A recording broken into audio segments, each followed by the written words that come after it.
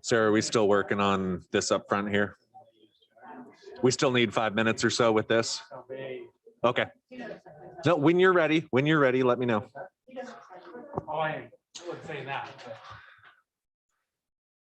And for everybody joining us tonight, we're going to get going in just a minute here.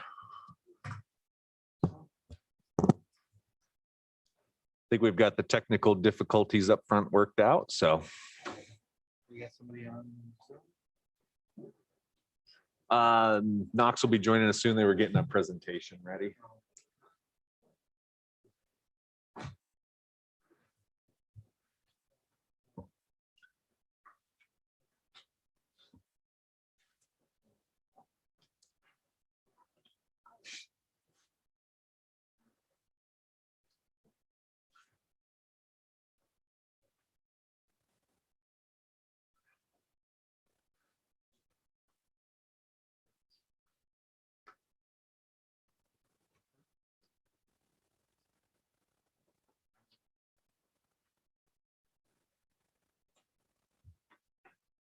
Do we need a test for the transcribing? Oh, looks like it's working. All right, Sarah, are we ready to go? Okay. All right. Well, good evening, everybody. We'll call the Tuesday, March 23rd, 2021 Assembly meeting to order. Please join me for a flag salute. I pledge allegiance to the flag of the United States of America and to the republic for which it stands, one nation, under God, indivisible, with liberty and justice for all. Roll call, please. Mayor Eisenbeis. Present. Mr. Christensen. Here. Ms. Nelson. Here. Mr. Mosier. Here. Ms. Duncan. Here. Ms. Himshoot. Here. And Mr. Knox will be here shortly. Great, thank you. Any correspondence or agenda changes for this evening? I do have one piece of correspondence that I did receive that I wanted to share with the assembly. If anyone is interested in pursuing this further, if you want to contact me, we can bring something forward. But United Fishermen of Alaska has asked for our support. I got a letter from Francis Leach, their executive director, asking if we would be a supporting community member for $300 a year. So that did come to me, so I thought I'd share that with the assembly. Mayor, if you could also announce the item that's been pulled from tonight's agenda. Yes. So as we go on in the agenda, item E has been pulled. The applicant has contacted the municipality and indicated he would like that pulled. So we will not be dealing with item E tonight. Anything else? Okay, seeing none, no ceremonial matters. That'll bring us to government reports. And I understand Chairman Widmark is going to be called.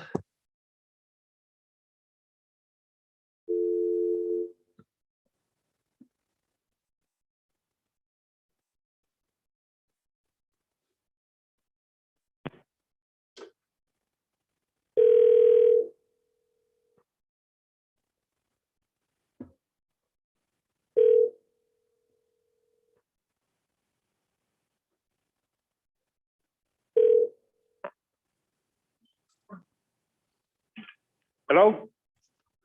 Hi, Woody. It's Sarah calling from the assembly meeting. We're just calling you for your monthly report. Okay, thank you very much. Let me see.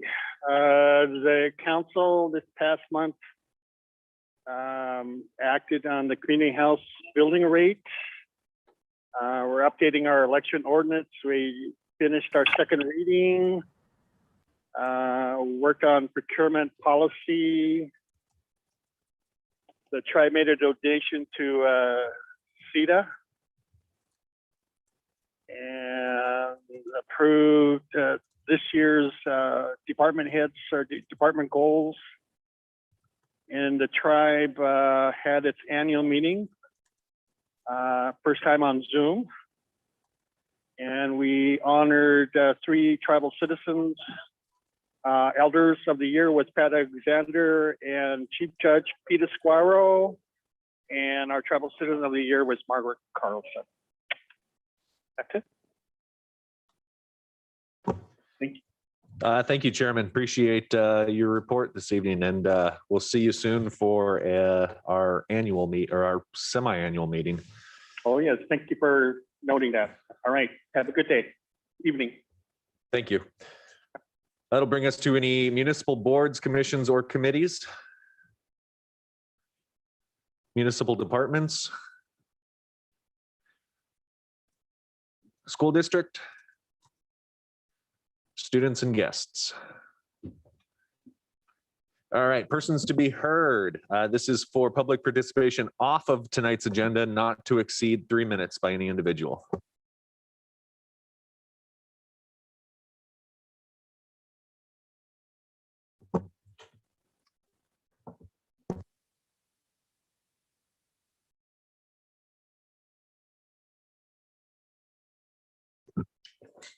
Good evening. My name is Doug Osborne. I was extremely inspired by our former utility director's letter to the editor a week ago Friday, and he highlighted 4 ways to bring some more revenue into the electric fund. And looking at the electric department's page, I was also very pleased and inspired to see the story of how they put Keat and Baranoff on electric boilers. I work with the Sitka Carbon Offset Fund, and we're trying to do something similar on a smaller scale of helping people who want to switch to modern, efficient heat pumps, but it's on a very small scale. If you have buildings like Keat, that project alone brought in $100,000 into the utility, and it's like a co-op, so it's all shared. So I think it's something that we can, as a community, do more of. I think there's opportunities in heating and transportation, and the more money we have coming in, the more of a chance we could have to keep rates down. And so I just want to encourage everybody who's out there, if you're thinking about what to do with your stimulus money, think about how to keep those energy dollars here. I know when I was driving around, every time I filled up, 90 cents of that dollar went out of town. But plugging in now with an electric vehicle, all that stays here. And so I think there's great opportunities. I think the electric department, provided an excellent example. And because they're so efficient, the school district saves $10,000 a year.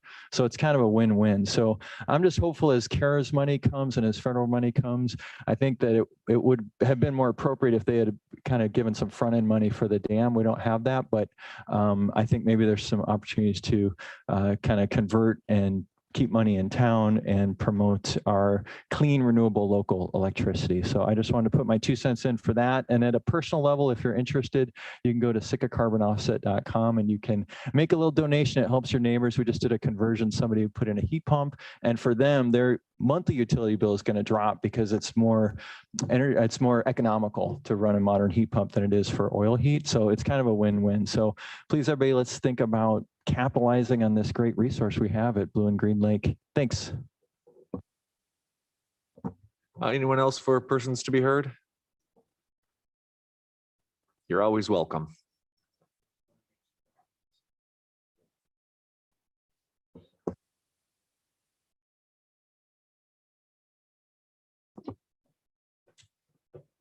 Good afternoon, Richard Wien. Doug had 53 seconds left, and I'm surprised he didn't solicit for the Sitka Bike Club, which can always use members. It's a good thing that's happening. Today, I am here as a professor of American history from the Persons to be Heard University. March 23rd is a very important anniversary for this country. And it was based upon some of these words, which I'm about to read, because this speech was performed on this day many years ago. And I do have an assignment for people who are interested. By the way, the course title is Things People Don't Care About Anymore. So here is the quote from today. Is life so dear or peace so sweet as to be purchased at the price of chains and slavery? Forbid it, Almighty. As for me, give me liberty or give me death. The funny thing is, people don't care about it. And the assignment tonight is, who said it? Where was it said? And for what reason? extra credit for those who can say what inspired this individual to say those words. Believe it or not, this is, though I teach it in college, is really an 8th grade assignment in years gone by. Other things that people don't care about, but I know I do, is I would really like to have a summary of the Sitka Community Hospital finances. Even though we got such a great reading on the CAFR, if you look through that document, there are many things that are there, and it'd be nice to know exactly how they're going to be funded and what the future is. And these include unfunded pension liabilities, quite a lot, Cerner, debits, etc. Another thing that is, I have a question about the budget, is are we still going to pay that money for the coaches, meaning the buses, to transport people from Halibut Point Center into town? In the past, it has been $150,000, $200,000 limit, and I'm just curious as to whether that is still in the budget or not. But again, these are things that people don't necessarily care about anymore. So you can reach me and tell me who said that memorable quote, and hopefully a few people out in the listening audience remembers. Thank you.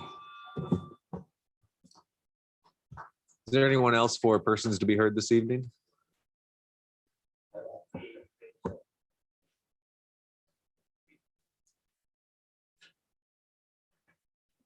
Hello, is it okay with my mouse down? Hi, I'm Holland. I'm a relatively new member of Sitka, and I don't have any particular issues to be raised this evening, but I just wanted to say that I have a lot of faith in what you all do as local elected officials, and I have been really honored to learn through my time in Sitka, particularly a group that I've been pretty involved with that's working on decolonization projects in Sitka and working to promote greater racial equity. So we've been working on some things around raising awareness on MMIW. We've been working to support the herring protectors and to support the abundance of the herring stocks in the Sitka Sound. And working on the Elizabeth Pradovich bench that is hopefully going to be put somewhere really meaningful around town, which a lot of really hard work has gone into. And so, yeah, I just wanted to kind of raise the point that there's a group of people that are really interested in having broader and more meaningful discussions on how we can promote racial justice in this town. And I've been really, really honored to learn, especially from Indigenous folks who've been here for such a long time and who are willing to share their knowledge with me. So I feel really proud to be here.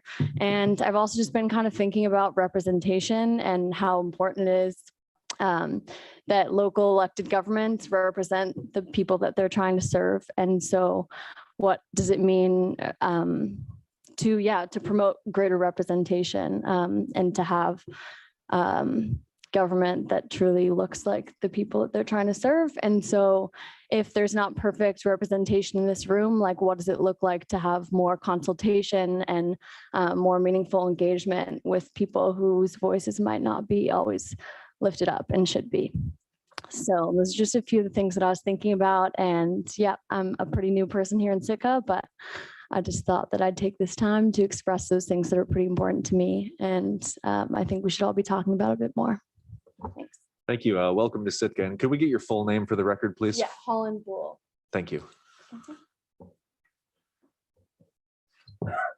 Anyone else for persons to be heard? All right, this will bring us on to consent agenda.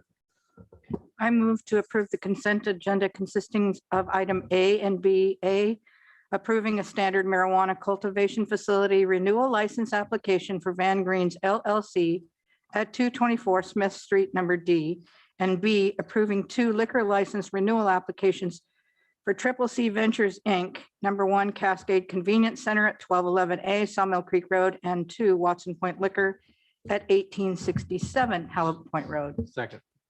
Thank you for reading all that. It's been moved and seconded to approve the consent agenda consisting of items A and B. Is there any public comment?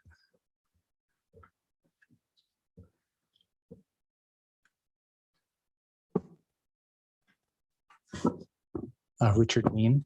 On the consent agenda for Van Greens, I'd like to thank the Van Veens and their partners for continuing to move through the process and to hopefully have a very successful business. We all know that Cascade Convenience and Watson Point needs the renewal, and they are successful as we speak. So a good Van Bean, good luck. Thanks. Is there any other comment on the consent agenda? Sarah? Yeah, on the motion to approve the consent agenda consisting of items A and B, Mayor Eisenbais, Yes. Ms. Nelson, Yes. Mr. Knox, Yes. Mr. Christensen. Yes. Ms. Himshoot, Yes. Ms. Duncan, Yes. and Mr. Mosier. Yes. The motion passes 7-0. Brings us to item C. I move to appoint Lauren Michael to an unexpired term on the Gary Paxton Industrial Park Board of Directors, David E. Miller to a 3-year term on the Local Emergency Planning Commission, Lakota Harden to an unexpired term on the Health Needs and Human Services Commission, and Tristan Given to an unexpired term on the Health Needs and Human Services Commission. Second. It's been moved and seconded to appoint those 4 to some local boards and committees. Is there any public comment?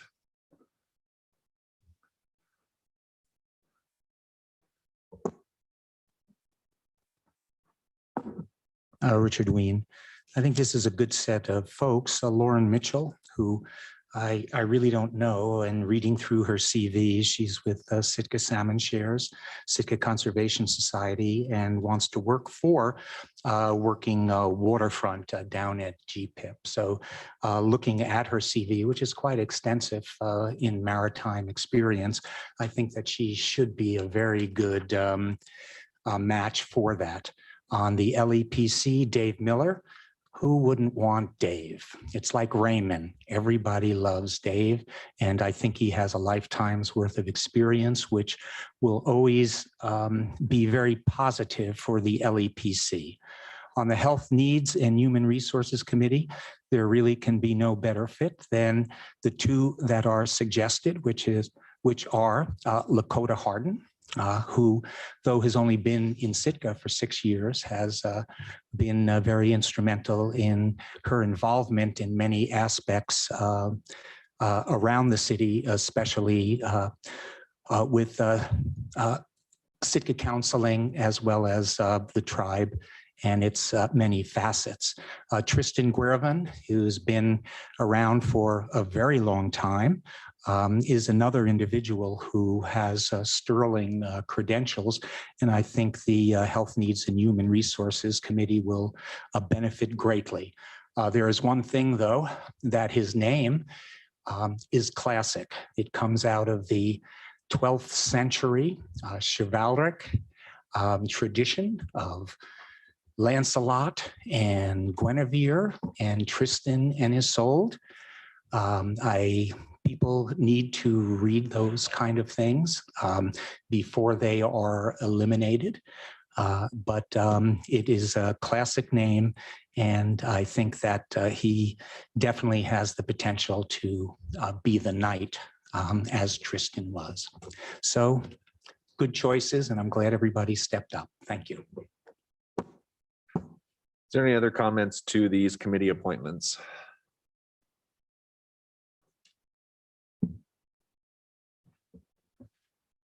Bringing it back to the assembly. Valerie? I just want to point out that Lakota graduated from Sitka High School. She grew up, I think, on Japonski, and it says that in her application. Thank you. Tor? I'm not sure Dave has really the experience for this, to tell you the truth. Yeah, it's a little iffy. No, I'd like to thank everybody for stepping forward. So, and I think they'll do great. Crystal? I had a question about Dave. Would he fill the category 2 or 6? He'll fill the category 6. For those who didn't hear, it would be category 6 that Dave Miller would be appointed to. Anything else from the assembly? Sarah?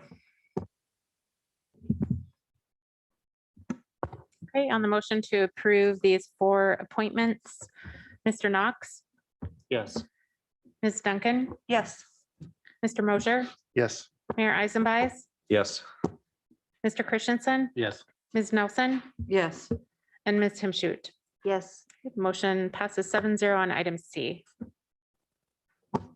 There is no unfinished business, so that'll bring us to new business first reading, item D.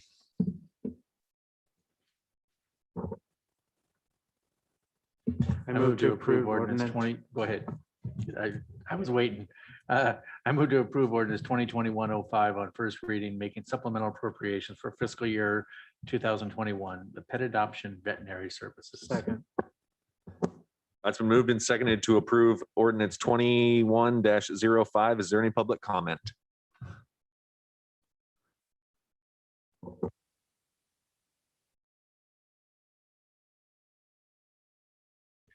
Richard Ween. When I was on the assembly in the past, evaluation of why this needs to be an appropriation of 10K. One of the interesting things that I had discovered is there's a lot more pet abandonment in Sitka than we realize. And so this money goes to a good purpose in I'll just say sterilizing a lot of pets, but it also brings up the point that you know, pets have feelings too, and if you bring them into your household, you need to become a responsible party to them. And who doesn't like puppies and kittens? But bottom line is, most of these problems are brought by, I'll just say, not as much caring as could be done. So thank you. Is there any other comment to item D? Back to the assembly for deliberation. Kevin Knox? Is there, there is a pet adoption fee that is collected when people adopt pets out of the shelter? And do we have a number on it? I can't remember what it is, how much it actually comes into the fund through those fees. I know it's a tricky balance to not have a too high of a fee, so then it dissuades people from adopting pets, but it's also something that I know when I've adopted pets from the shelter, we usually try to give a little bit more because we know it doesn't cover all the costs, but what happens there? I actually don't know the answer to that adoption fee, so I can do some more research and get you an answer back. I'm sorry. And it has been really remarkable how many cats they've had in there lately. It's insane. And I just want to give some kudos to our animal control officer, Ken Buxton. The reason he's coming forward needing more money is because he takes such good care of the animals that are given to him. It is his intent to not kill any of the animals. We are not a kill shelter, and it could be easily handled that way and would not cost any extra money. But Ken puts his heart and soul into these animals. And if you've seen him walking around town, he had a very, very skittish dog that he was out socializing. So knowing what Ken is doing with this money, it's a very easy yes for me. Sure. Yes, I would echo that. I got one of my dogs through him. He chased me down actually because they thought he could handle being on the island because they couldn't play someplace else. And I know he cleaned that Great Pyrenees because I've had to do it since. And he must have put some real work into it. And it was actually pretty amazing the amount of work that he put into trying to find a home for this dog that had gone through a few other homes. So I appreciate the work he does, and I have no problem with this. Well, I just had a Kristen? question. I just had a question about how much was originally allocated in the budget. Sounds like we used that up in an 8-month period. I saw a figure. We're increasing it by 10,000, right? Is it that $75,000, John, that is in the memo?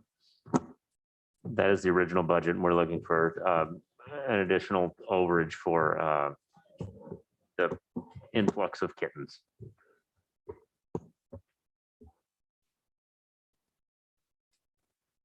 Anything else from the assembly? Sarah? Yeah, on the motion to approve ordinance 2021-05 on first reading, Mr. Christensen, Yes. Mayor Eisenbeiß, Yes. Ms. Hamshute, Yes.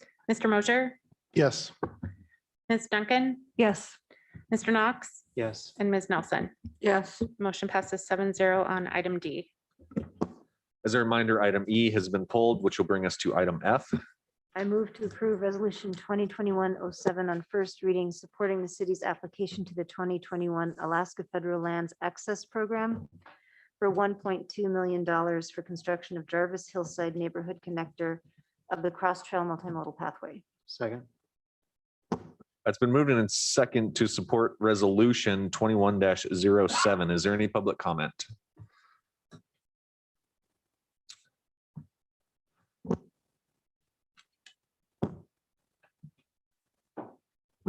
Richard Ween. I love to support everything that Sitka Trail works, et cetera. There are some things here that do cause for conversation. This is a $1.2 million grant, which would give certain access to the cross trail. If you go to the packet, you can see the land map. The important thing here is it's a 9% match, which would be approximately $110,000. What is happening here is that there was an offer to cover the match, but unless I see it in contractual document, I appreciate the good words, but in the resolution, it doesn't say that. What it does is that it brings everything to us, meaning the city. And the important thing is we always keep talking about the administration's time and so forth. And this will have to do with a lot of engineering. And we are way down in engineering. And yet this is something that, since it will be subject to a single audit and other types of things, I don't see anywhere in the fiscal note as to estimates of time and so forth. So at the end of the day, the amounts of money that this can potentially cost us in cash and time are unknown. And I know the old fudge that occurs here is that this is due March 26th. What is today's date? The 23rd. And then we hear that we won't get the money till the 2024. So we should sign up for it, but we can always opt out. In general, I have never seen an opt out, but it is be important to understand the full cost of this before we get in. You know, anything that they would do to enhance the cross trail, et cetera, is great. But I do believe that there are some problems here, especially since it relates to federal land and our duties and responsibilities as a city when we take over this. And it hasn't been fully vetted as to what this is and what it will cost. Again, it seems like a last minute kind of deal, which the assembly faces all the time. So do your best. What I'd like to know is that it would be memorialized, that the match would be covered, number one. Number two, that we know what the administrative costs are, and give us some hint, if we do have a single audit, what additional costs that would be. These are big responsibilities. So good luck, Assembly, and start your engines. Thank you. Is there anyone else to speak to resolution 21-07?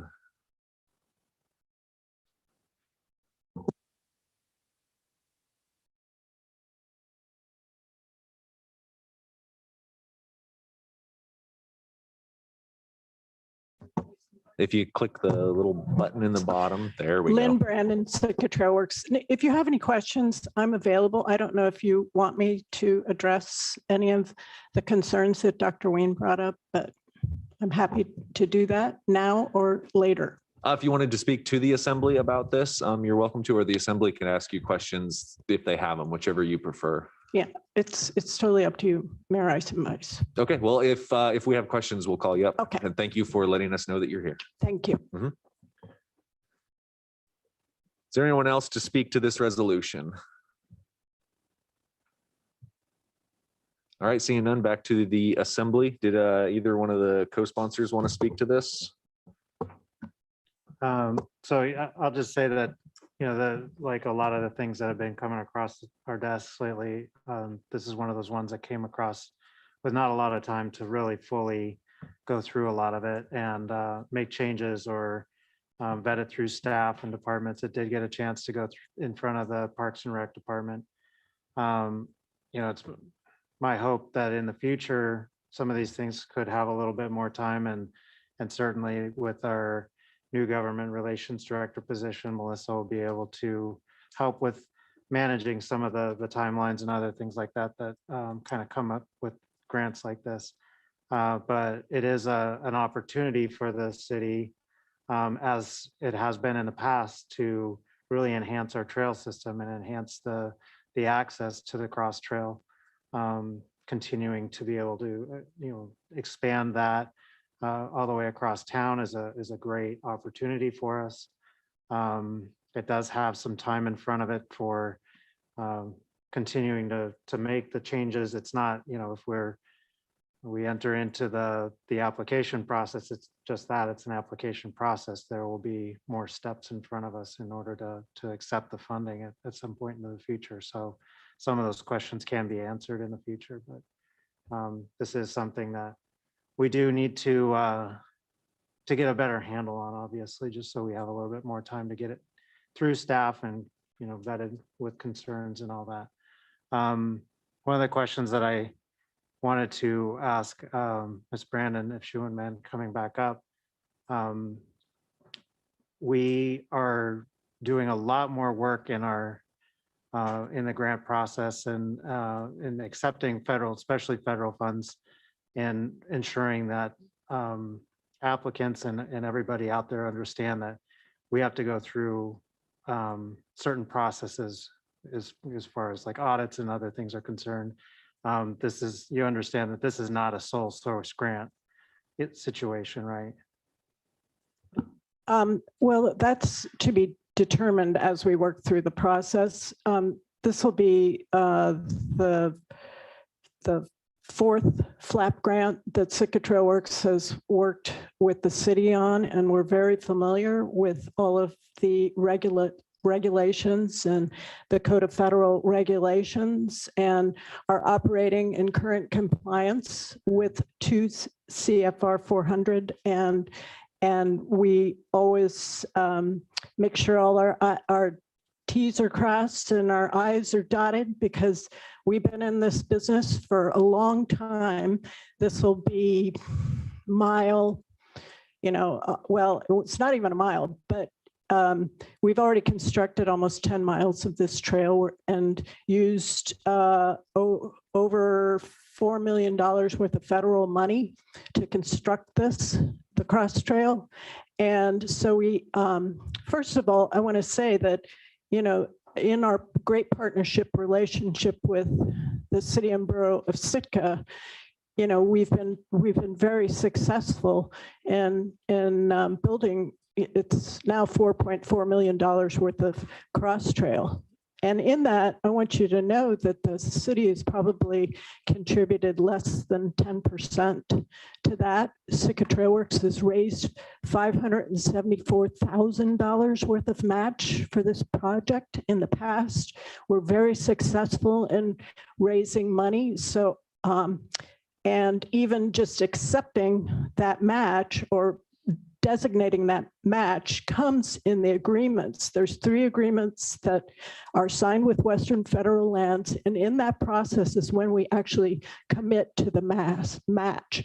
But as I was saying, you know, Sitka Trail Works has a good long-standing relationship with the city and ability to raise money. And I'm confident we can do it again with this small project. And I also need to point out that it's a very, very important project to the Forest Service. If you read through your packet, you'll see that the Verstovia Trailhead crosses private lands, and then it also crosses private lands further up. And unless they can resolve that issue, you know, it could result in that trail being closed.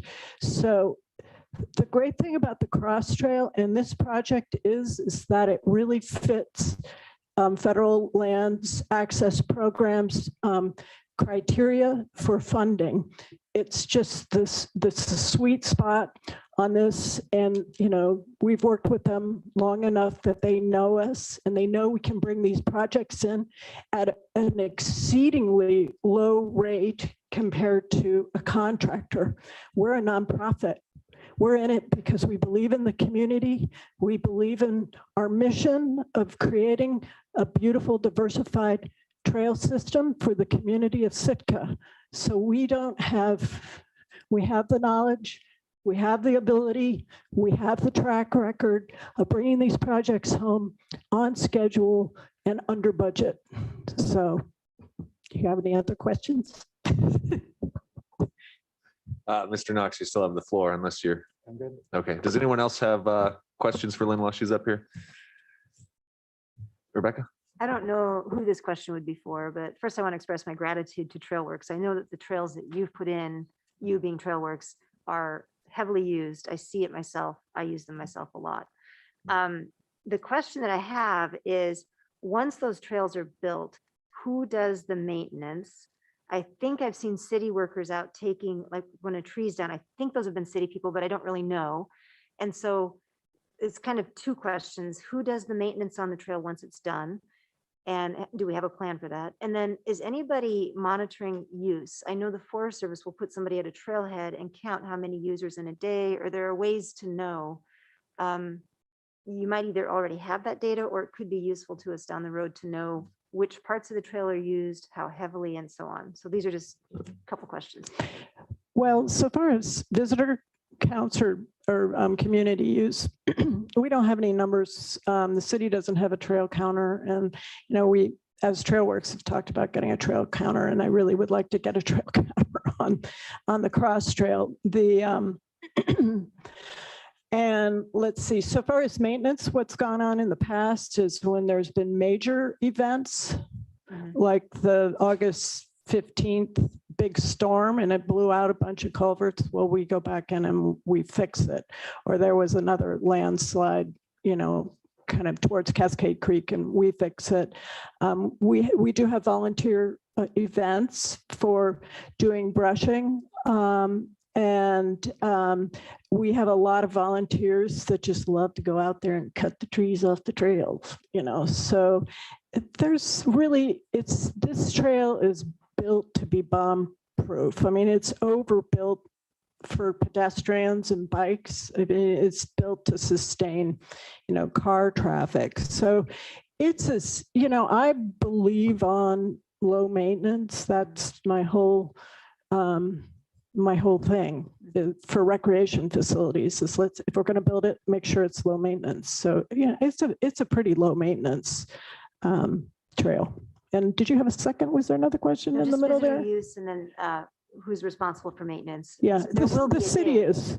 And, you know, it's just, we have oversized culverts and, you know, we kind of beefed up our whole culvert thing to reduce the likelihood of blowouts. Oh yeah, and there is a management plan, you know, that is for trail maintenance. You know, you every 5 years do your ditch lines and, you know, things like that, you know, and every year or so you need to brush depending on where it is. And is that housed with Trailworks, or does the city have that? The city has it. Okay, thanks. It's based on the Forest Service's standard trail design. You have a certain type of trail and you have a certain maintenance schedule Specific to on our it. environment, I hope. Okay, thank you. Any other questions for Kevin?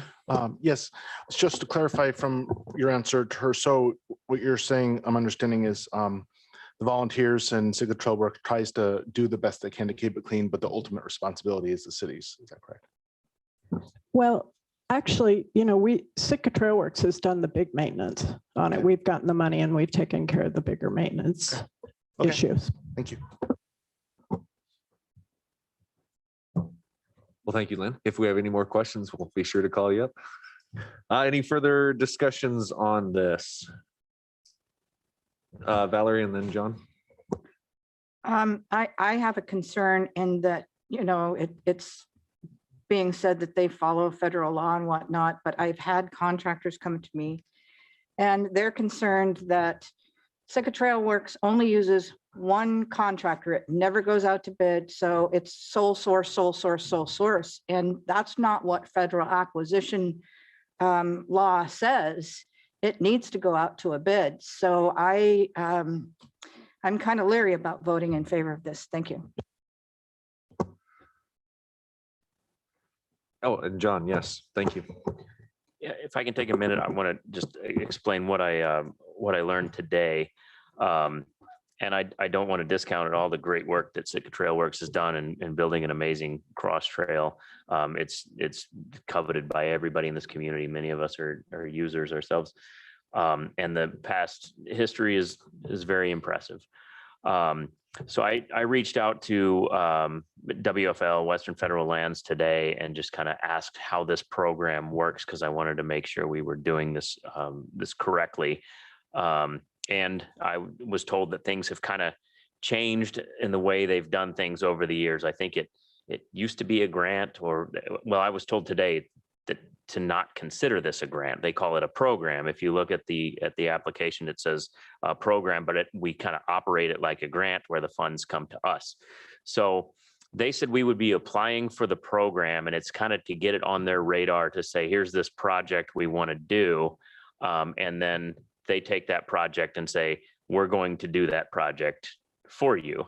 Our skin in the game is the 9.03% match, whether that's in-kind match, donations, whatever that match may be. The city's responsibility will be an appropriation from the general fund for that amount towards the capital project. That will have to happen for the accounting piece of it.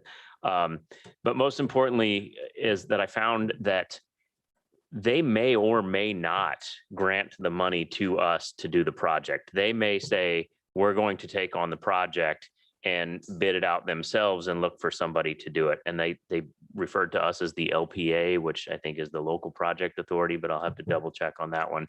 But they said we could, as they've done in the past, say, here's the funds, it goes to the LPA, and these are federal funds, so you guys go do it. So that responsibility of 2 CFR 200, the federal procurement, then comes to us, and then we follow that federal procurement policy. Now, if we contract like we have in the past, like the current contract we have with Sitka Trail Works for the Cross Trail Phase 6, that contract specifies that contractor would also have to operate under 2 CFR 200, which is, I'll just say, federal procurement policy from this point on. So they would have to operate that way. And then the audit would be on us to make sure that those operations that those pieces of the project were procured appropriately.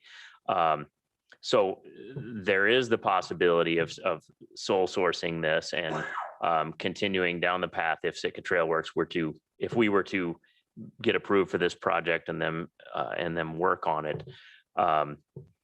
So I just wanted to make sure everybody was armed with that bit of information and kind of look at this what is the program instead of kind of the details on how it would work and where the match is coming from, because that is not a 100% known at this point. But if we were to continue, if this phase were to work like the other phases, then I think these numbers tell a story. But it's not guaranteed to be that same way. Rebecca? I wanted to make sure you just said that we would have to make an appropriation for the 9.03% match. But then it also says in here in the analysis that Sitka Trail Works is offered to cover the match. So we would have to, like, then they give us the money if they have it, or it's a guaranteed thing that we have to appropriate. Correct. And Melissa, do you want to come up? And that's the way I understand it. For our book, we are the recipients of the funds if the funds come here. So it would have to be on our books for the accounting purposes. So the match would be from us. And I won't speak over Melissa. I'll let her take it from here. Sure. I think a good example is how we did the match with the current phase of the Cross Trail project. Sitka Trail Works raised, I think it was $142,000.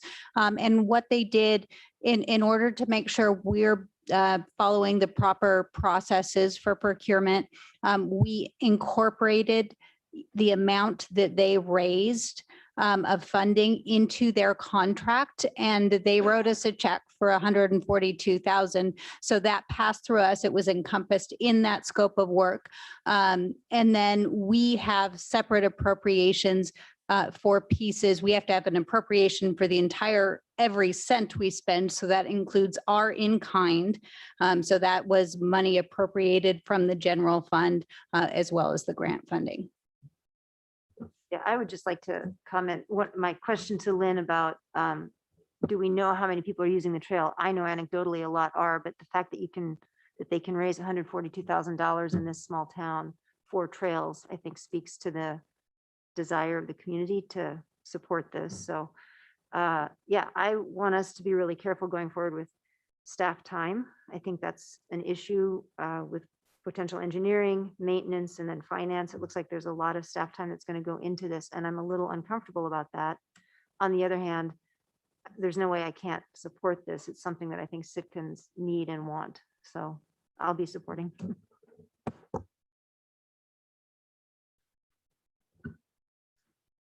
Yes, please. So I'm going to vote yes for this because as we've discussed, this is an application. It's not forcing us. And I think in the end, it'll be a very good thing if we get it. But again, I want to reiterate too that it does seem like there's been a lot of things coming last minute. And I know sometimes that can't be avoided. But we have to be very careful that we're mindful of the commitments that we make. There's things that sound really good, but we have to figure in the entire cost from beginning to end once we get into the details. But I think this is good to apply for. It could actually really help out a lot. Thank you. And from my perspective, I believe that our robust trail system is one of those things that not only lures people here, but keeps people here in town. It is definitely a quality of living type environment. And just due to that, if the municipality did have to come up with the $100,000, I would be willing to look through the budget to try and find that. Many times we put a lot of money into things that aren't necessarily seen and enjoyed by all.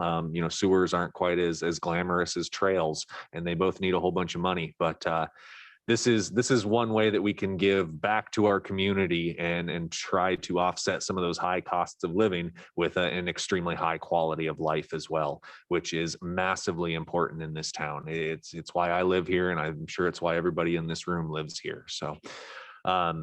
Thank you for the application. And yes, timeliness next time, perhaps. Let's work on this just a little bit. I don't want our staff to be stressed out on this, but we also do have a couple years, it looks like, to work through the details. And I'm sure our administrator will be working with any applicable parties in order to make this happen. So anything else from the assembly? Sarah? On the motion to approve resolution 2021-07 on first and final reading. Ms. Himshoot, Yes. Mr. Christensen, Yes. Mr. Mosier, Yes. Mr. Knox, Yes. Ms. Nelson, Yes. Mayor Eisenbeiss, Yes. and Ms. Duncan. Yes. Motion passes 7-0 on item F. And then before item G, we do need to get a presentation up and running and get some people on the line. So we'll take a 5-minute plus break at this point, as it's almost the top of the hour anyway.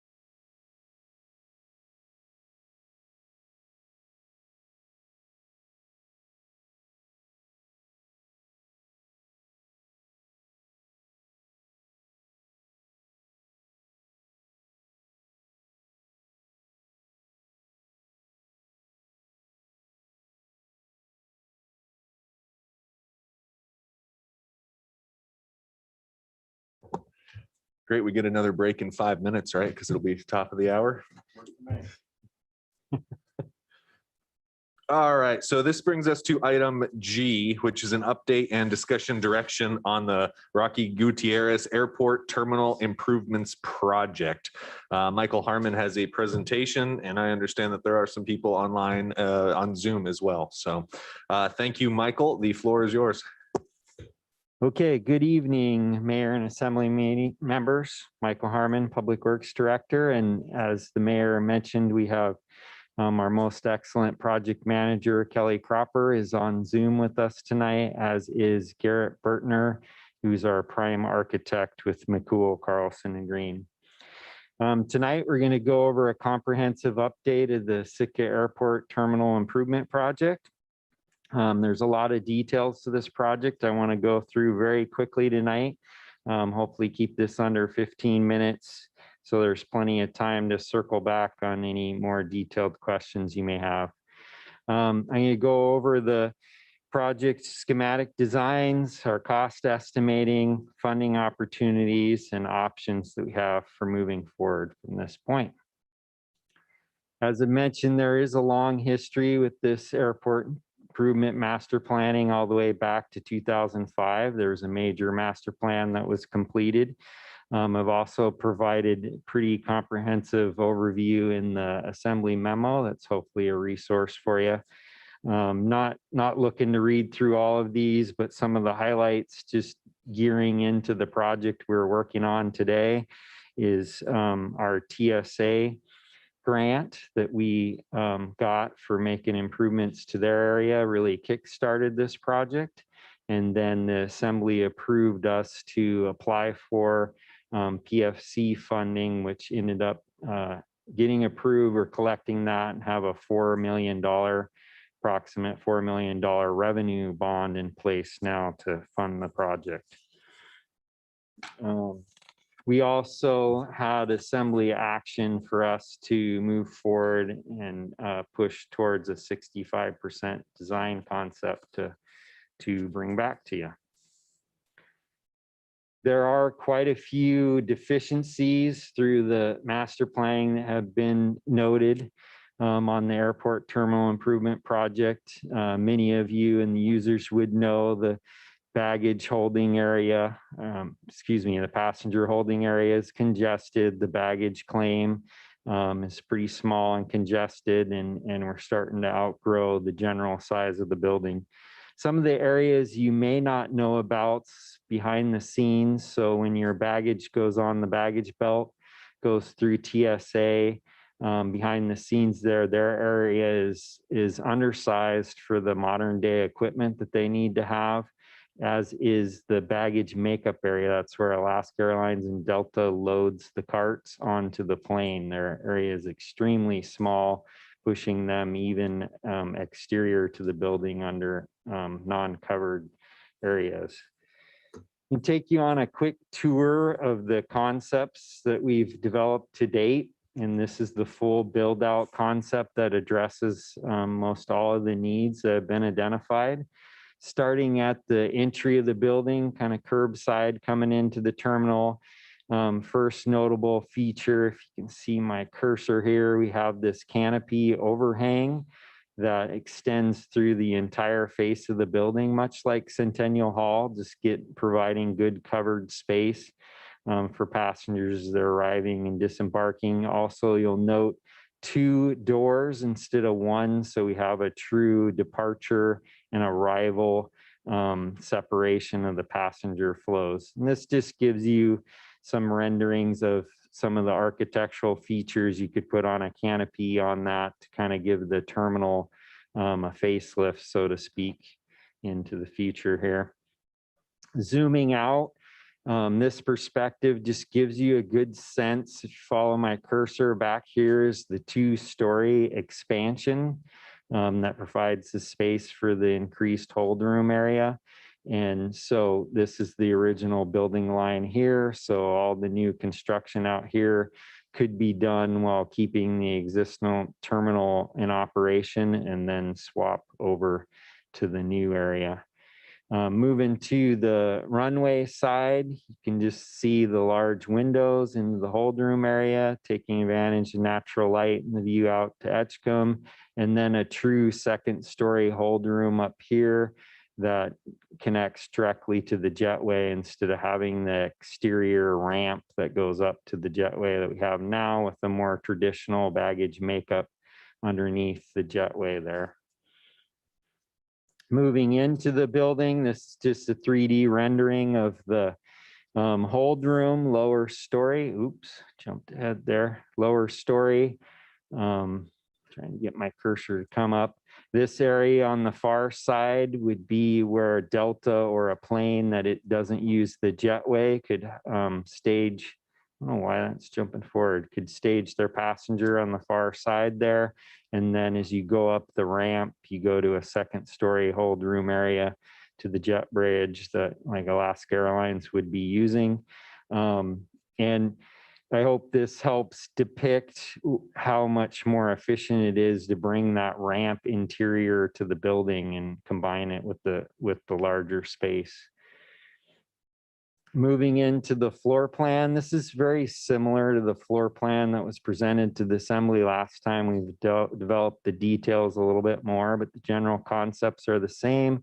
Walking you through, you enter the departure doors here and you go right into ticketing with a new fish box loading area and ramp that goes directly into the baggage belt. And then in this corner here, hopefully you can see my cursor. The fish box is an expanded area on the road side of the building that allows vendors to come stage the fish boxes until they're ready to really load them into the TSA area, which right now currently we've done canopy tarps and so forth to try and gain some of that space and make it work today. It also could be used for passenger staging as well, especially in the winter months when the fish boxes aren't needed in there. As your baggage enters the belt, similar to today, only that it goes into what TSA is willing to fund here is an expanded inline belt that doesn't take all the staff handling that they have today to manipulate the bags through the system. It'll be all automated. And then that goes into a new baggage makeup area back here that is large enough for the carts to get all the way indoors and exit the building. And most importantly for this is take care of some major safety issues for Alaska and Delta would both be using that. Continuing on, much like the terminal is now, go through the screening area into the hold room I've already laid out for you. One thing to note, this is the building face line right now. So this is how big our hold room is now to just give a sense of scale. So you can really see how this expansion hold room is quite significant.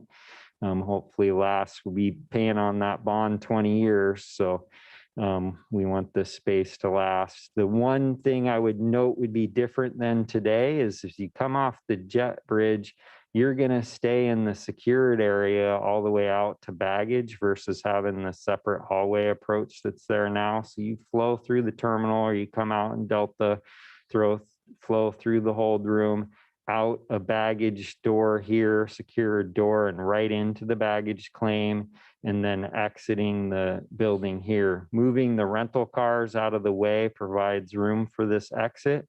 A little bigger baggage area provides their own space where the entry is now for passengers to queue and also exit the building, have a separate door there. So keeping the passenger flows much more organized and separated. Just shows the second story hold room as you go up the ramp. So you'd sit here and then get on the plane. Separate mechanical room for this expanded area, which is really convenient for our challenge of figuring out how to stage this in construction and keep the terminal open. So the ability for this area to function on its own and swap it over is very good way to go for us. So now we move into how do we afford this improvement? What funding do we have today? And we currently, again, have the $4 million secured bonding through the passenger facility head tax. We have a TSA grant for the design, and then a little bit of leftover PFCs from previous projects to give us a $4.5 million approximate total there. We fully anticipate to get the TSA construction grant, a 3.2. It marries with that design. However, they can't award that till you're ready for construction. So we're kind of sitting on that as a placeholder for FY22. And then what's most notable since we talked last is we've been approved to be put on the airport improvement program list through DOT. We weren't sure if we would qualify for that, but we did get on there for $7 million programmed for FY23. So we'll be competing with the rest of the state. Hard to say what funding exactly will come there, but hopefully we'll compete well to give us a total of $14.8 million. Our project, as I've presented tonight, is at $18.2 million, giving us approximately a $3.4 million shortfall with kind of what's in the works right now. These are typical revenue sources that have been identified through the process that you would see in most any terminal to consider as we move forward. Some of these, I think, Sitka is special and unique, and they may not be as low-hanging fruit or as fruitful as other airports would be, but such things as the rental car fees, getting them up to standards, are a little bit more black and white and could be help the terminal fund not only for the project, but meet its bond covenant and maintenance into the future. So those will be good things to look at. Potential funding in the future, we'd really like to see that infrastructure bill come. That will likely be focused on shovel-ready projects. So this project, if we keep moving forward, could be very well positioned and be shovel-ready to compete for that funding. Looking at a couple options, we always start with the do-nothing option. That's always an option. This diagram just basically depicts graphically the deficiencies we've already covered by area. So you can use that to just get a sense spatially where the issues are. To stop the project now, our challenges would be we've already bonded for it, and we do have that TSA grant we would have to close out. Looking at the funding we have today, so the scenario of, and this is really optimistic that have high confidence we get the TSA construction portion of that grant. What would we do? And the airlines have been very clear that their highest priority is making sure we get the efficiency and safety handled for the behind the scenes TSA and baggage makeup area. So if you look at that as a unit, in order to expand the TSA to meet standards, it pushes into the baggage makeup area, it pushes you into a bigger expansion to even fit that in. So we kind of look at that as a unit, the screen unit, and the total of that improvement would be 7.2 million. It would use up what we have in the works for these areas. And most notably, since it takes up the ramp area that we currently have, if we did this as a unit project, you would now need to load just like Delta off the tarmac, and we'd lose that ramp getting up there, or have to figure out how we're going to reposition that somehow and fit it into the project. Next, looking at, again, the funding that we have. If you move away from that block improvement over here, we lose our TSA funding. So the total drops down to $4 million, our bonding package, essentially. We could most certainly do a nice hold room, single story expansion. It wouldn't really be aligned with that bigger picture 2-story that I presented, but we could do a nice 1-story with that. And use up the $4 million there. And in doing that, our PFC functions really nice for matching grant opportunities. So that's one of the challenges with moving forward with this piece. We lose our match granting capability. Likewise, we could shift that improvement to the frontage of the building and really help that passenger flow and canopy and facelift and baggage claim area to the frontage and spend that $4 million there for that improvement. I think the hold room is the biggest area of complaint in the terminal, so I would gravitate to that one if we were gonna size this down to just the funding we have today. Looking at the bigger project, how do we accomplish this seemingly, large project that we need to get quite a bit more funding into the picture to make a reality? The total again is 18.3 million. What's really going to make the difference here is when we add in the AIP $7 million, and just want to graphically show what we think that could look like. So at $14.8 million, we think we could do a lot of good in these green areas. So you're taking care of a lot of the major elements in your passenger flow, your baggage claim, hold room. Does a pretty good job. I think we could sit pretty proud of that project, and it shows waiting for that, how we can leverage our PFCs to match that grant and make a much larger scale project a reality. Where we're short, and just to graphically show that come in there, is that fish box staging, canopy, and more money spent on facelift upgrades in the corridor there, and some of our core deficiencies that are going on inside our plumbing. Our plumbing's at the end of its useful life to a degree. We've had a number of breaks that's caused the restroom to shut down. So we'd like to get at some of those core system upgrades, and that helps bring that in there. So looking at doing this in phases, if we proceed, we do recommend proceeding with the full option C build out. Do what we can as money comes available, be patient with it. We'd like to bring a contractor on board right away to look at more efficient ways we can build this in stages, and make sure our cost estimating is really good. And just would be a great to have a contractor as part of the team up front for a unique kind of project that we're building as we go here. And then of course continue to pursue the additional funding.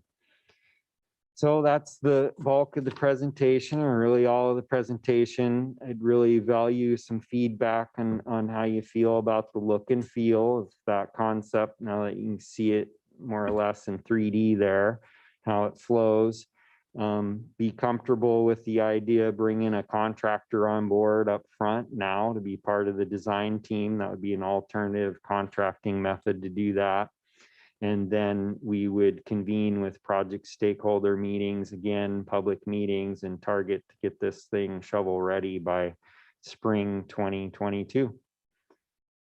With that, I'll turn it over for discussion. I guess the one thing I'll say with there's always a pros and cons. So I'd say the con maybe to focus, if there is one, and moving on with the bigger project, is we'll be spending design fees, we'll be spending our PFC dollars to a pretty large extent. So if the money doesn't come, we've spent that money on a project that we can't afford to do. So there's a little bit of risk in that. And I think that's core to why, not only to update you, of course, on the project, but core to why we wanted to have this discussion tonight and taking that risk to move forward.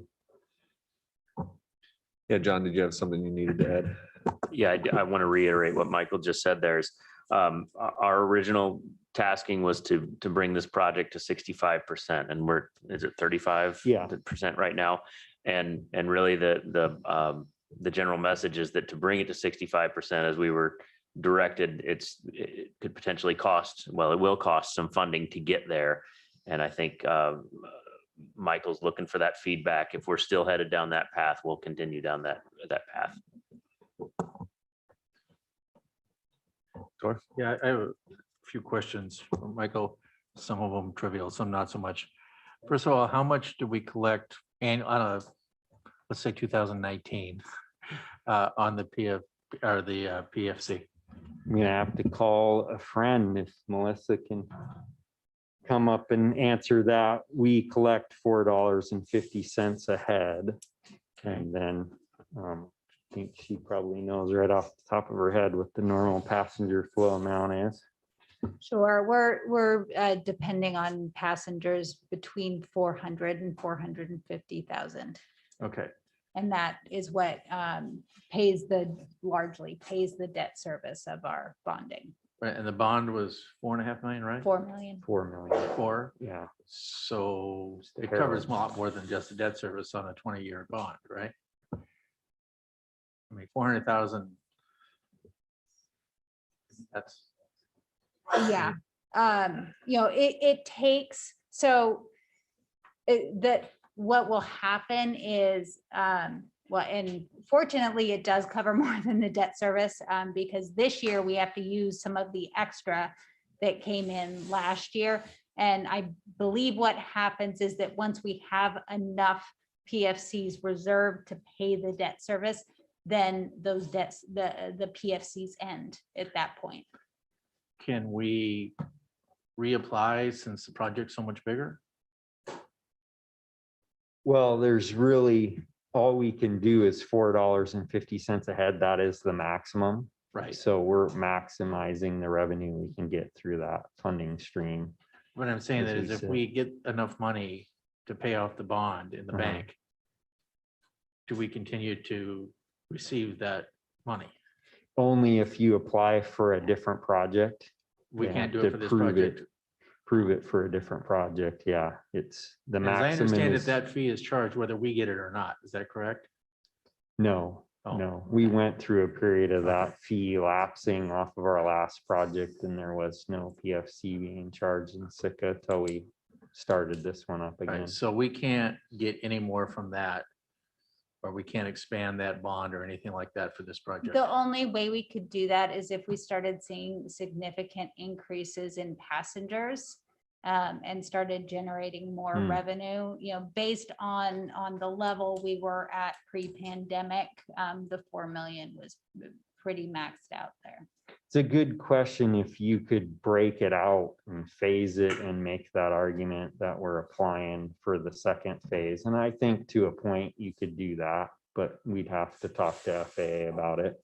I Yeah. got into those kind of sequencing nuances, but I know you can have, I believe, quote me on it, there's a limit. I think it's 8 PFC projects, something like that per terminal is the max. So you Yeah. could- It strikes me as a way we might, and then on the trivial side, I bet you that if we get that canopy out there, it leaks. With it all going into the middle, but Well, yeah, we don't need to, that's a, we don't have to follow that. If you look at the other pictures, you could do something different, certainly. It's I'm not sure. that developed. I don't know if anybody's looked at using some of the fish box tax for the fish box room. It strikes me as Mhm. because one of the issues with that fish box tax is that it has to be used for the benefit of the people who are paying Yeah. it, and that would be very pretty easy. And I guess looking at, you're saying your full plan, you bring them through the passenger screening area to go to baggage claim. Isn't that going to get a bit congested there if you've got the people waiting for the flight? So, yeah, I mean, traditional, the most any airport you go through, whether it's Juneau or Ketchikan or most airports, you have a secured side and that includes your hold room. So they would flow through that.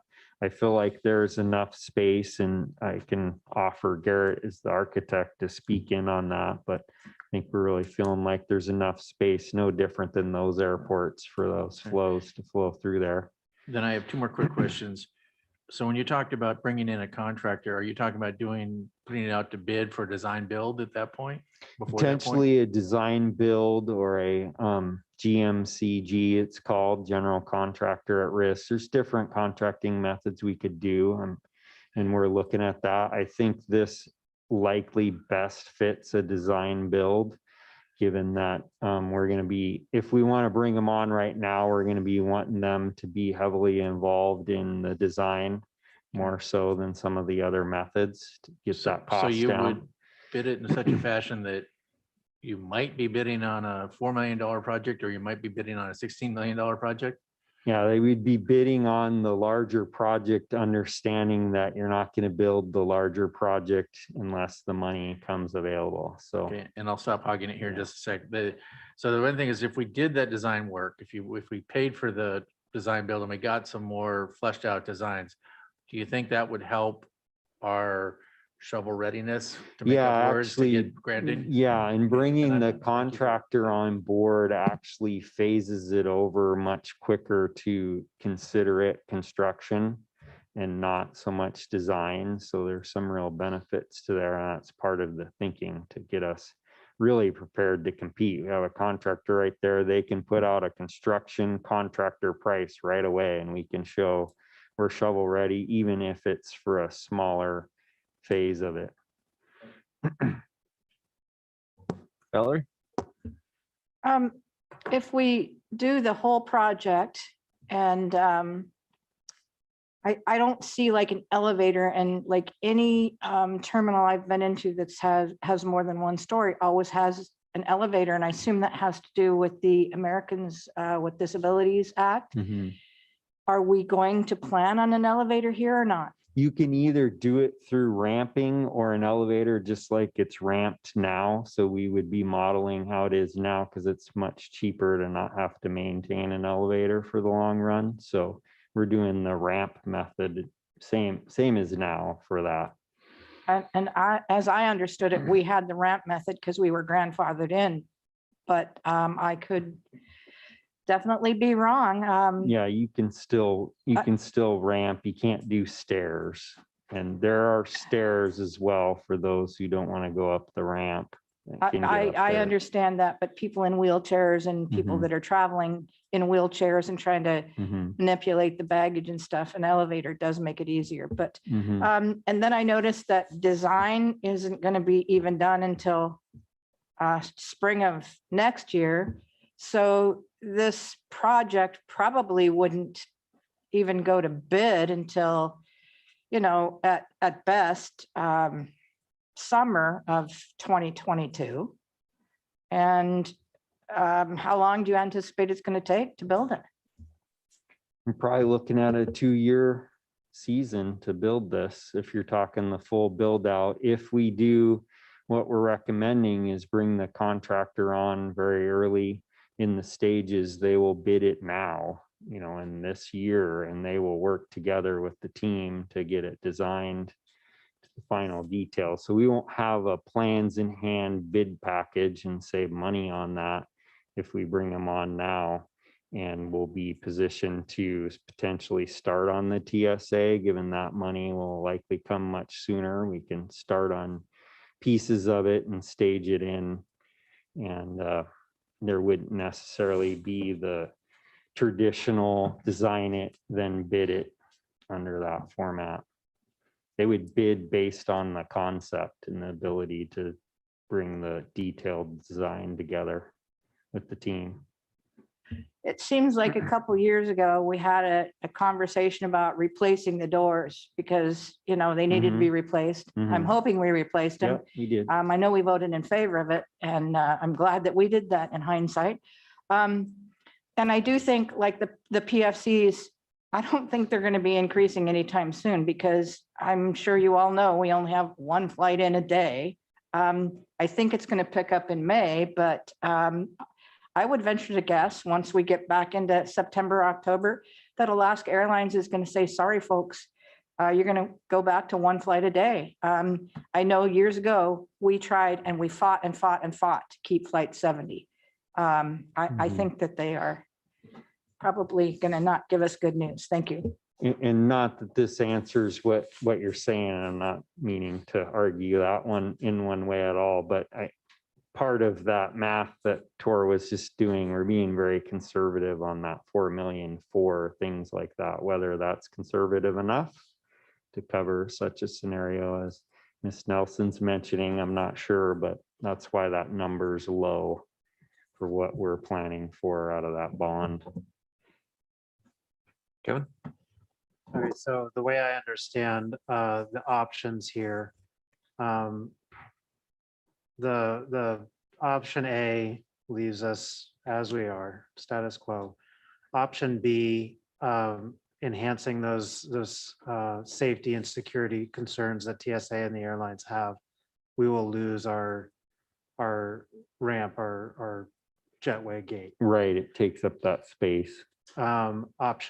The next option B looks like we would also lose that gate as well. No, it maintains it. If you follow my cursor here, it's right here. So all this stays the same. So here's the ramp we have today. You would still go through this hallway, use that, you'd come out of the hallway just as it is now. You just have a bigger hold room. Okay, so the hold room being bumped out doesn't bump the apron, the parking apron then? No, because they're right over here. So the face of this baggage makeup and where the jetway is out here. We're aligned with that, so we don't intrude any further than it already Oh, does. okay.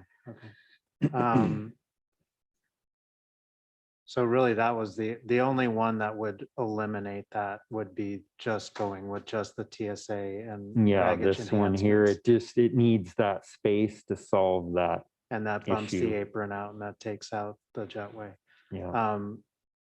I personally would not want to see that. I think that sets us backwards. I mean, it's a necessary improvement for safety and security of staff and operations and airline security.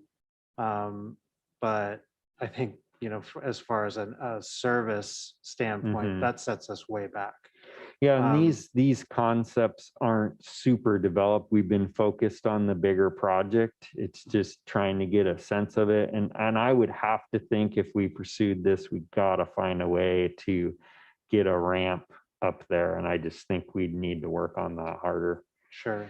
But even then, like spending $7 million just to do this, when you could turn around and spend, not that much more and get, quite a few other enhancements that would be better for all parties concerned then in the end.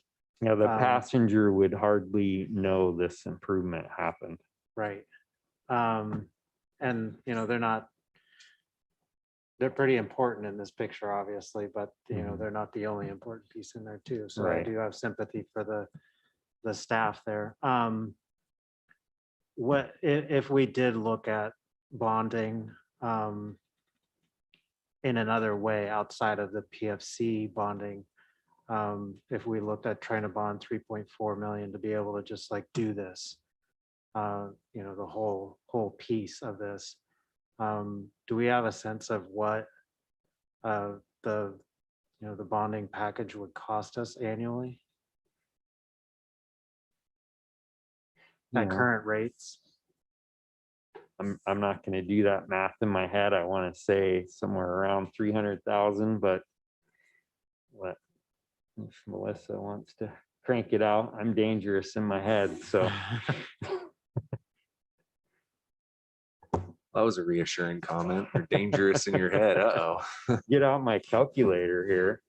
Give me a second. Yeah, if we were going for the difference, we'd probably be looking at, around, depending on where rates go, 275, 300 in debt service a year, including the principal repayment.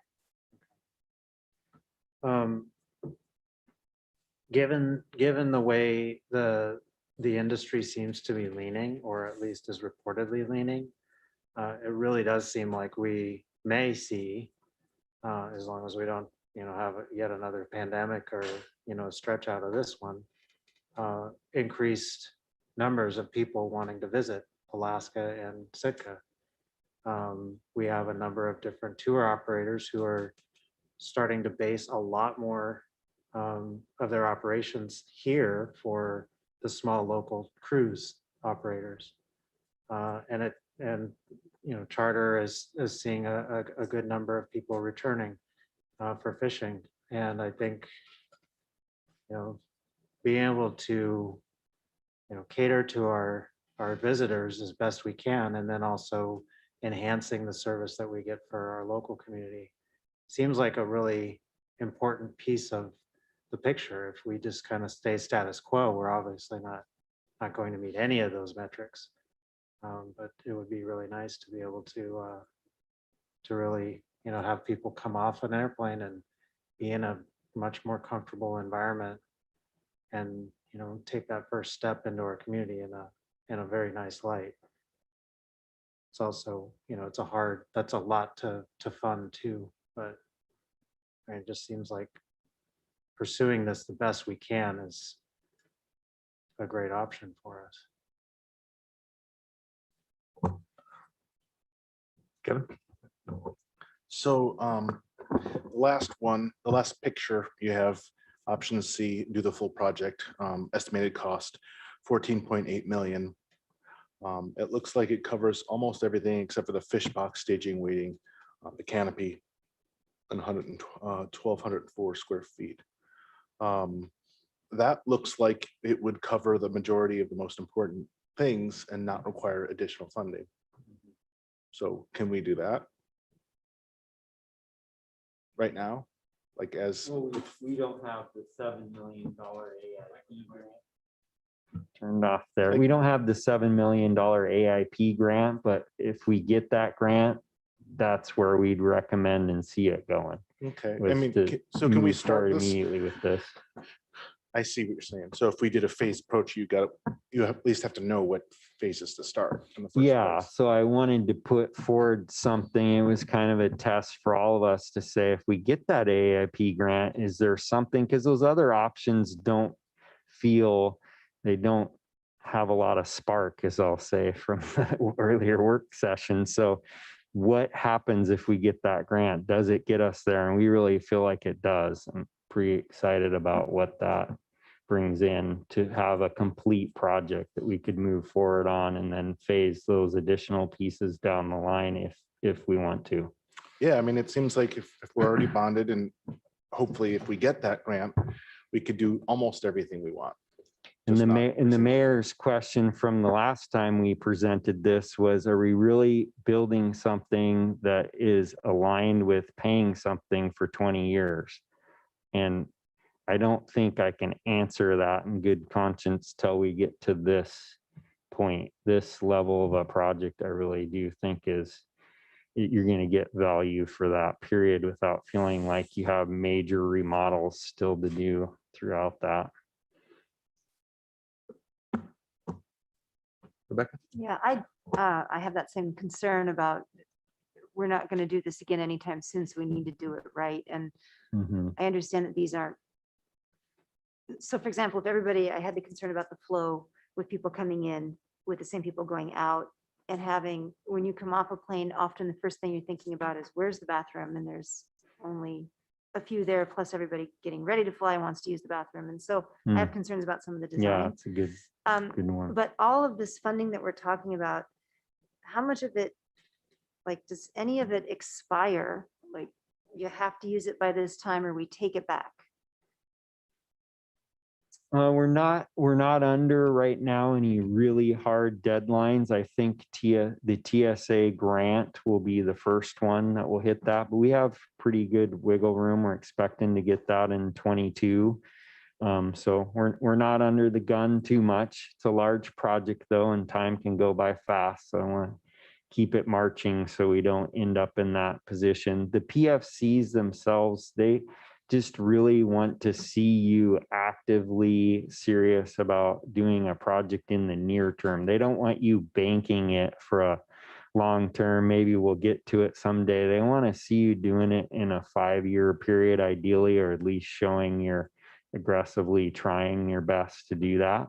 So making decisions about going forward and with which plan right now is driven a little bit by needing to be ready in case the Build It Back Better or whatever comes in, and we can say, oh, we've got this project. Right, So right. kinda- To compete for those additional grant funds, the infrastructure bill, like I said, is likely, if you look at the past, maybe it'll be different, but based on past, could be shovel ready type money. They want it infused in the economy right away.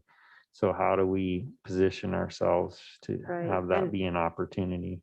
So I looked back at, the timeline, and the airport master plan is 2005, and then terminal master plan is 2011, so it's 10 years old. Is that our most recent sort of comprehensive look at what do we have and what do we need? Yeah, and really what that 2005 report said is to meet perfect world standards, we should be building a brand new terminal for $40+ million. And that's what the assembly selected at that time. We had various smaller remodel type options out of that master plan. And we recommended one of those, but I think it got down to that same thing. And boy, it just isn't quite big enough. If we're spending that kind of money, we want the bigger project and to wait for it. So they had us change the master plan to recommend the full brand new terminal building in a little bit different location too. So you keep the existing one open while you're building a brand new one.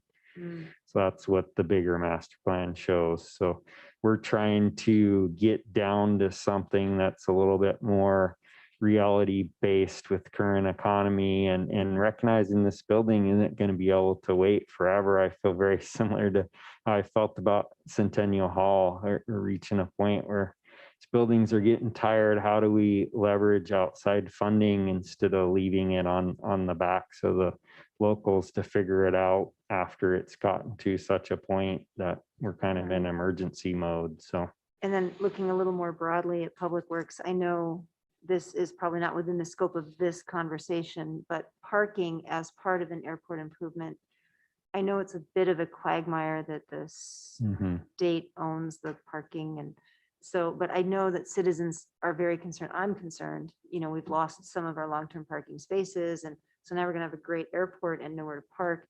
So is that somewhere in the hopper that we're gonna be looking at that? Okay, Yep. that's all I need is to know. The state would be happy to lease that property to us and let us manage it. So, And we get to pay for that then? absolutely. Right. Okay, thank you. I don't want to open that right now, but thanks. A couple thoughts for you, Michael. What is the certainty of the new funding coming in? And in that, I'm referring to the TSA baggage screening grant and then the AIP grant. the TSA grant, we feel very confident with. There'd have to be some significant change in DC to basically eliminate that program. I think we're well programmed into it. When you get the design grant, it typically goes right into the construction grant fairly well. So we're feeling really good about that and haven't seen any indicators from them. They don't think the program's changing. They're not seeing outlooks of that. So feel the strongest about that one. The AIP one is really new territory for us. We've gotten the sense in the past that's DOT money. We wouldn't likely compete at all, and they've changed to allow us to even be on their list and in their program. And all we can say is we're on the list. They show us for FY23. And they sound very positive about it, but I'm always very, very skeptical. I do not want to oversell that one. Yeah, that one, I think if we get our hopes up, we're going to get hurt at the end. And then it leads me into my next question then. How reasonable is a phased construction process? Obviously, if we get the TSA baggage screening, we want to go ahead with that because I like the idea of phased construction, which allows us to upgrade as we have the money.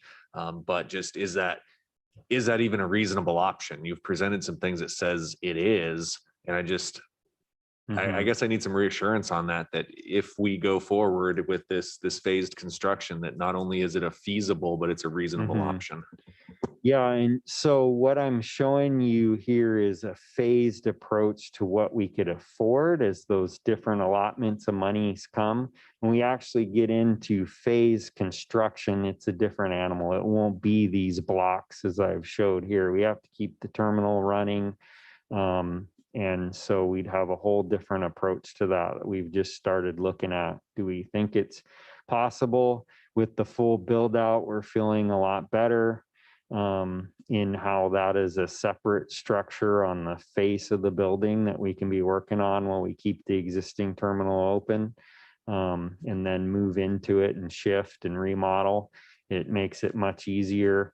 The reduced options are challenging, but to figure out how you would do that. For instance, if we move forward with the TSA baggage screening, we think we can do it while staying in operation, but will there be challenges for the crew to stay in operation essentially in a construction zone as we massage that through? It will be challenging, no doubt, but you know, a lot of airports do it, and we'll have to become one of them and be creative about it. Okay, yeah, because you know, with the anticipated TSA baggage grant, I definitely want to do that. And I want to do as much as we can sequentially as we get money. So I think that's important to continue to spend a little bit more money on to see how we can do this sequentially. Maybe a hold room comes before a baggage claim, or I don't know. But it sounds like that's the route that you're headed down. And the only other thing you asked is the outside design look. I'm going to use a real technical term here. That V roof, I agree. I don't see how that would not leak. I think it would be problematic. So that's my only thought on the design. But I think I've heard that one before. If I just real quick pitch in a little bit there that until something else knocked it off the front page, the New York Times was $3 trillion for infrastructure initiative, I guess you would call it. And I got to think that if we go this route where we're getting our designs ready and everything, that the chances would be very good we would get some of that. Especially if we have something shovel ready. And typically the state is front in line a lot of times for that. So it's really nice. We're on their airport improvement program, and hopefully that gets us in that front of the line. Mr. Mayor, I have one. yes, please. Yeah, so just to tag on to what Tor was saying, that, and I didn't read the Times, but the Build It Back Better, it's our climate task force should probably be engaged to find out what can we do to make this not only shovel ready, but the kind of project they want to fund, because it's supposed to be as green as possible. So I'm sure you have an eye to that. Thanks. Right. Yep. McCool Carlson Green, our consultant on this, is very keen to that. They've done a whole number of airport projects that are award winning and for that very side of the house. So I think they're a very strong team. If I can throw another piece in there as well, we will absolutely look at that, and I understand that will make us more competitive for the Build Back Better funding. And I think with, and this isn't a plug for any of the airlines, obviously, but Alaska Airlines is also known for their efforts to be energy efficient and their research into renewable fuels. So that's another, you know, if we're serving that industry as well, I think we could really make a strong case there. Yeah, they have all kinds of programs that they do. If you look at what they did down in SeaTac, they were the impetus for making a lot of really great changes down there, and some things that we could really look at too. They've been really involved in this concept development. They've been great. They've brought design team members and walked us through different things, and and Delta as well. It's been helpful. So part of the team for sure. Great. Well, thank you. Well, I think I've heard a generalized continue forward on this tonight. And assembly members jump in if I'm not summarizing tonight correctly. But sounds like a general consensus to continue forward as you can. Definitely keep us updated though. If things change, if monies increase, if funding opportunities disappear, I'm sure the body would be extremely happy to know that. And then continue to update us throughout your, what are they, quarterly updates that come in our packet. So every month. Yeah, I do appreciate this though. This is one that's been looming in my head for quite some time. I think the case can be made that it's necessary, but the case can also be made that it's expensive. So we need to definitely weigh both of those as we go forward here. So anything else from the assembly before we wrap up on this item? All right, thank you for your presentation tonight, Michael. Thank you. Do appreciate your it. time.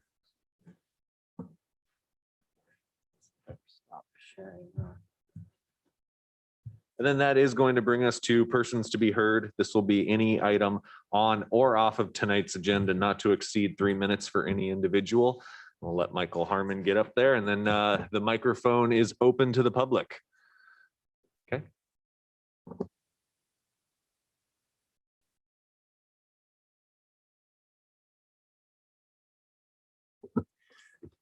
Richard Ween. There's only one other member of the public here. Sometimes I feel like everything is a country western song, and that is with the lyric of how did we get there from here? And normally that's speaking about some love relationship. But I remember while being on the assembly, we were given a program which looked like it was A to Z, and everything was covered as far as costs, et cetera, were expressed to us. And so I don't know how we got here with all of these questions. I know there are certain things related to the pandemic. I don't think the $3.4 million shortfall was adequately explained. The bottom line is that this was not, as I recall, it was sold to me as an assembly member. And it seemed like an easy yes, because all the things were in a row, and now all of a sudden the AIP grant is new territory. TSA, I feel confident. I was thinking these were done deals, and I challenge anybody to go back to the record and show where I might be incorrect, which I think it is important. The other aspects are we need, as always, to consider how the city can maximize revenues. And when we do that, I think we will have more money, for example, in the general fund or other funds. We heard Mr. White talk about at GPIP, there are going to be 7 or 8 cruise lines there, and they're going to be charged a port tax of $4.5 a head. So my question is, how are those passengers different than every other passenger that crosses the bulkhead here in Sitka? And if we're going to have 200, 400,000, these kind of things bring in money which can free up other monies. And yet somehow certain people are getting off and other people are not. And that also includes the buses, because sooner or later we're going to run out of $50,000 and $100,000 bills, and that bus subsidy is something that I think can be put to other purposes. And yet year after year, we just keep going through this. I am kind of stunned and amazed at that we're at this point with the airport now. And then start charging people to go to the Nugget. That's what Republic will do. But the bottom line is, don't take any windows away from the Nugget when you do the redesign. And who is responsible for taking away Anthony's in Seattle? Oh my gosh, hope it wasn't Alaska Airlines. Thank you. Is there anyone else for persons to be heard? Any item on or off tonight's agenda? All right, that'll bring us to reports. This is one of the reports I wish I would have had in the beginning of the meeting when there was a little bit bigger crowd. I'm going to differ from my normal report just a little bit and just reminisce on this last year that we've experienced. It was almost a year ago to the day when Sitka started rapidly shutting down, when the realization of something new, something terrifying, and something that we didn't know how to handle hit us. We as a town drew together. We as a town supported each other, and we as a town got through COVID to the point that we are now. But I want everyone to remember that there was over 500,000 of us that did not make it through COVID. relatives that should be here today, friends, family that should be here today. So as we celebrate our victories today, as we celebrate how far we've come in this battle against COVID, let us remember the 500,000 plus people that were unable to make it, some locals included.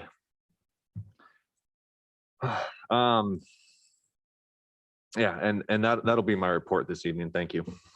Administrator? Not a whole lot tonight, Mayor and Assembly. We'll continue to keep an eye on the federal funding packages that may be coming down, learning more and more every day. And AML has been a great source of information. Melissa and I sit through some of those phone conferences. So as we learn more, we'll push information out to you. That's all I have. Brian? In 2020, during the pandemic months, in the legal department, there was a noticeable decrease in the amount of regular assembly legislation, ordinances, resolutions. Of course, there was a significant uptick in the pandemic-related legislations, declarations, and the like. In the last 60 days, interestingly enough, there has been a significant uptick in assembly legislation that is getting in the queue. And it's that time of the year, every quarter or so, where I create a ordinance report, a spreadsheet. I would encourage you, I'll be submitting that along with a litigation report before I take a trip in the second week of April. I encourage you to look closely at that ordinance spreadsheet, to look at the priority list that we've come up with and some of the deadlines, and you could assist us in determining whether or not the priority seems appropriate or the deadline, the timeline sequence that we have suggested is appropriate. Take a close look at that list and get back to the legal department and help us out. Of course, I'll be sending this with the same reminders in an email, but I wanted to just tell you that that's coming and to look forward for that. Thank you. Liaison representatives? Sure. Yeah, so thanks again for the ordinance on the tourism plan. We started, Planning Commission started that. And it's gonna be a big job. It was just kind of just laying the groundwork. And so the first thing that they have asked for is a joint meeting to asking the assembly, which I believe, Sarah, the 13th, yeah, good, is coming, because what they need to know is the scope. So you need to be thinking about that. And specifically, one of the issues that kind of started to come up is people are very much coming forward and very interested in this. We already had a number of people at the meeting, and a lot of people were asking for things we can't legally do. Like, for instance, we don't own the dock, which, by the way, is why we don't charge a fee to get off on it, because we don't own it, because we don't have our own dock, unlike a GPIP. But people were saying, like, well, we want a cap on how many people can come in, and we can't control that because we don't own the dock. And realistically, we're going to need kind of an ongoing plan process, because we need to get ready for 2022, which has got to be the near term plan, and then the long-term plan. So again, that meeting is going to be the joint meeting before our April 13th meeting. But the thoughts are that, at least initially, it's going to be more of a logistics plan rather than getting into such things as requirements. And there was a lot of interesting ideas thrown out, like asking the cruise ships to plug into our power system. And I gave the electrical superintendent a heads up about that to make sure that's even a possibility. But we're going to need to figure out the scope if we want this to get done in time. And because I think if we try and go too wide, too much, we're not going to get it done in time. And of course, hopefully we can have the tourism plan that was done a while back as well as to look at. But again, the situations have changed a bit. So it's coming. Rebecca? Tree and Landscape Committee has I wish I had the details on this. Maybe Sarah, somebody remembers in the minutes. It's on March 28th. I'm sure it'll be in the Sentinel. They'll be working at the fire hall on beautification there. And then the Sitka School Board has a community budget hearing on Thursday here at Centennial Hall at 6 o'clock for the district budget. Kevin? Health Needs and Human Services met last week and started to discuss their 2021 goals. Some of the things that came forward were some of the similar kind of things that they've been working on for a number of years. Addressing substance abuse and misuse of alcohol and other drugs by youth, food security and food waste, composting, things like that. And then also the support of the potential creation of an impact board and the desire for looking at some policies around bicycle safety, in particular a 3-foot bike clearance rule. They'll continue to work on those and look at bringing things forward that are